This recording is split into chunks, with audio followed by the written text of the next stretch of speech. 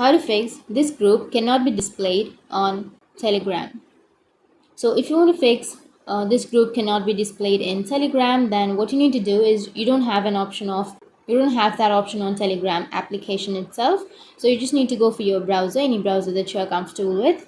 Once you're here on the browser, you need to go for the search and search for Telegram.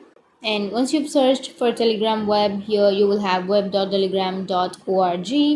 Tap on that and make sure to log into your Telegram on your website or your web, and make sure to log into your Telegram. So here you've been logged in, right? So once you've logged into your Telegram on your browser, you just need to go for the upper left, which has that three bar. Tap on the three bar, and here you need to go for settings. Under settings, you can scroll down and go for privacy and safety, and scroll down again, and here you will have sensitive content option. So under that you will have disable filtering.